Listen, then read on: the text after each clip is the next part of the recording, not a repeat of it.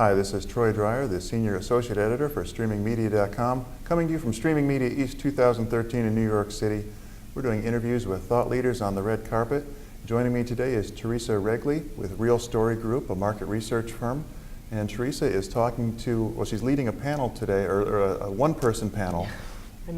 One-person presentation on online video providers. Yep, correct. And how to choose one.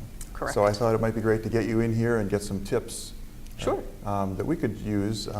I get this from people a lot. For our sites, we talk about OVPs, and people always come to me and say, well, which one do I choose? Mm-hmm. And what are the best online resources that I can point people to? Sure. Well, your own website, Streaming Media, is a great resource in terms of just not only the general just best practices that you write about and mm-hmm. just how you're covering the market, I think is excellent. There's also a number of blogs and some people that are actually here that are being interviewed as well that also write for Streaming Media. So drop some URLs on us. Well, I usually go to Larry Kleiss, I think is his last name. Right, Larry Kleiss. Yep, Larry Kleiss. I think his blog is really excellent, and mm-hmm. He's the one that I go to. We also have a blog, of course, so I can mention our own. Ours is focused very particularly on media asset management, so OVPs is but one aspect of what we cover. So we are much more general, but in terms of specifically talking about OVPs, I think Streaming Media and Larry are definitely leaders. Is anyone doing reviews of individual OVPs or real concrete specific data? So VidCompare is one that does a lot of just sort of quick shots and good overview charts of things. Yeah, they're definitely a friend of ours. They do excellent work. VidCompare. Our research specifically focuses on how the online video platforms integrates in a larger ecosystem. So it's less focused just on the OVP as it is sort of if you're a broadcaster and you happen to be using Delette for media asset management. How is that going to integrate with a lot of other technologies around the peripheral? So I think in terms of the specific OVP, there's a lot of information out there. So, mm-hmm. So if I'm a company and I'm not in the video space, mm-hmm. but I want to get videos for my products and services, what are the questions I should be asking as I begin my journey to pick an OVP? Yep. Well, I think that the first thing you have to ask yourself is, well, what really do I need to do with this video? What are the destination channels for the video? Mm-hmm. What internally do I need to do with this video? And what's really the end-to-end, I often say, use case for this particular video, from the time that it's created until the time it's getting out to all the different channels that you might want to get it on. And too often, people create very long lists of technical requirements, which to a point are useful, but the reality is OVPs, they generally all do more or less the same thing. Mm-hmm. And the difference is more how they do it and what technology they use to make it happen. And also what channels they tend to be more inclined to distribute to and integrate with more easily. So just writing a standard list of requirements isn't going to get you very far. You have to tell the story, you have to think about what other technologies are sitting around in this peripheral, mm-hmm. And think of it that way. It's a bigger picture than just a list of what you want it to do. So think about the whole ecosystem. Correct. And interfacing with technology you're already using. Exactly. Because I'm sure people approach it thinking, I have to have this video format, I have to have that video format, and they really all offer. They do, and it's honestly quite commoditized, and that's something that perhaps a technology vendor doesn't want to think that it's commoditized necessarily, but there's a lot of offerings. They're all generally the same price. A lot of them are SaaS-based systems, more or less, but they all have slightly different approaches in how they do it. They all might favor one CDN over another. One might integrate with particular types of archiving technologies. Another one might integrate with particular image management systems or digital asset management systems, for example, or web content management systems. So thinking about what other technology you have in the picture, that'll help narrow down your list a little bit. I feel like OVPs today are kind of shy about calling themselves OVPs. Yes. They don't like the term. Why did it become a bad term? Because it's limiting, and they think of it as, well, I'm more than that.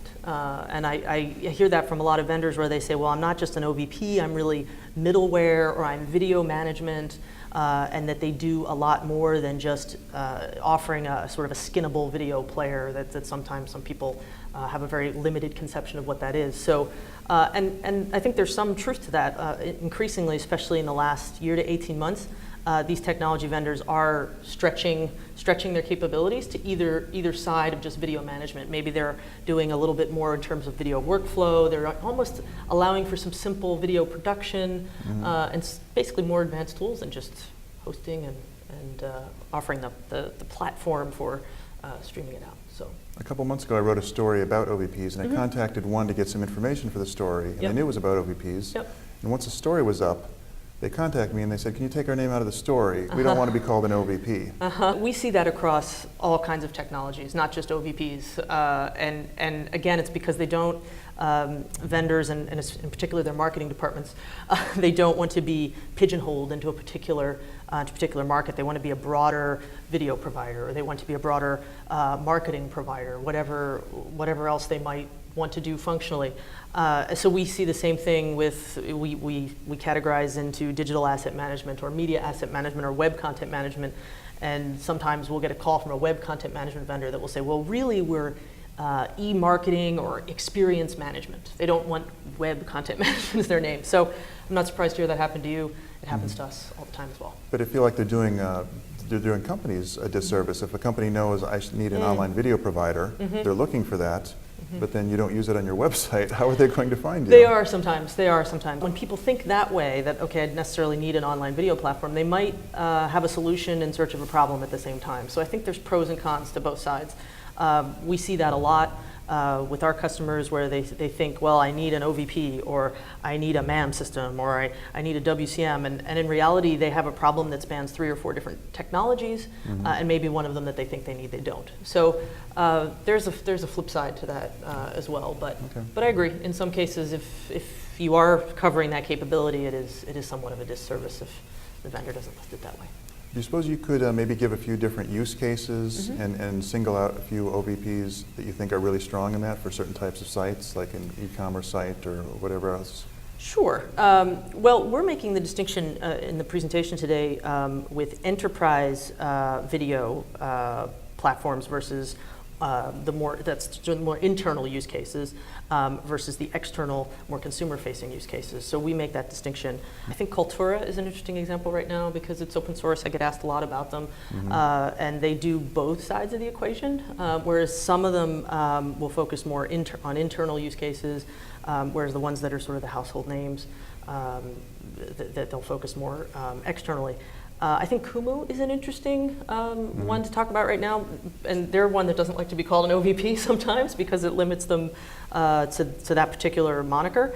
But they're doing more of the broader external and internal use cases as well, where they're doing a lot that sort of competes with Polycom, but then on the other side they're doing much more consumer-facing stuff that makes them a step way beyond the YouTube option that many people kind of look at. When are those super cheap options the best?